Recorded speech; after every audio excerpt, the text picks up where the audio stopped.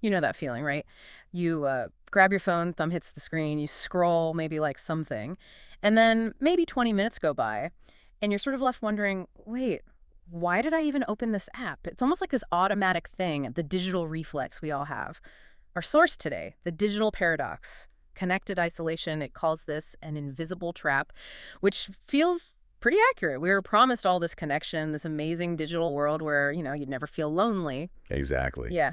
And that's really where we're starting this deep dive today. We're exploring why social media, despite the huge promise of bringing us closer, can sometimes, well, ironically lead to this really profound sense of quiet isolation. Researchers are seriously digging into this paradox now, trying to figure out how something designed to unite us can kind of push us apart sometimes. So when did things start to shift? Because honestly, for a bit there, it did work. I definitely remember finding old friends, sharing stuff in real time, and yeah, getting those likes, those little hearts and thumbs up. It felt good. It was exciting, new. Oh, absolutely. That initial buzz was real.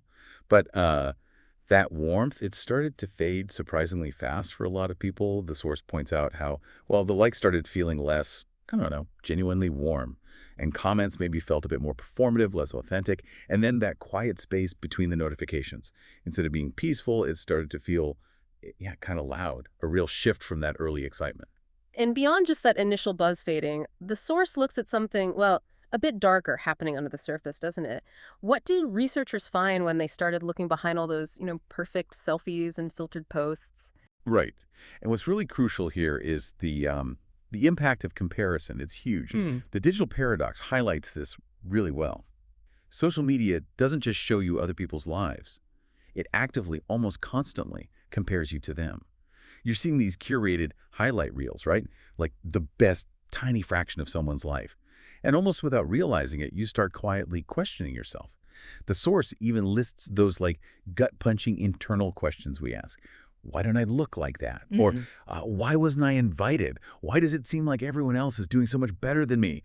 Or it's this really insidious loop. One second you feel connected online, the next you're picking apart your own life. Yeah, and that gets even more worrying when you think about the fact that these platforms are actually built this way, right? They're designed for this. Every scroll, every little notification ping, it's engineered to give you that tiny dopamine hit. It's a feedback loop, kind of like a slot machine, Right. keeping you pulling the lever, keeping you hooked, but, and this is key, not necessarily making you happy. Exactly. It's that intentional design that really creates the core paradox we're talking about. You can be in this incredibly crowded digital space, technically surrounded by thousands of friends, but still find yourself feeling, well, utterly alone.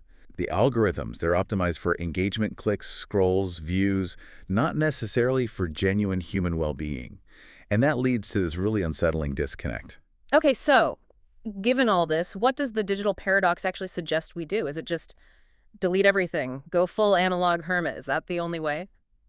Not necessarily, no. The source is pretty clear. It's not really about complete deletion for everyone. It's more about reclaiming your control. It advocates for being more conscious, more mindful about how and why you're engaging with these platforms, Yeah. shifting your habits, your intentions. Right, reclaiming control. I like that. The book uses this phrase, disconnect to reconnect, which basically means, maybe scroll a bit less and talk to people more, post less and actually feel things more. It's about tilting that balance back towards, well, real world stuff. Precisely. Because the deepest, most meaningful connection, it isn't measured in follower counts or likes. It's really found in those quiet, unfiltered moments, right? Where you feel truly seen, truly heard, just present with someone. And that's something no algorithm, no matter how smart, can ever replicate. So something to think about as you go through your day-to-day. What's maybe one small way you could disconnect, just a little, to truly reconnect?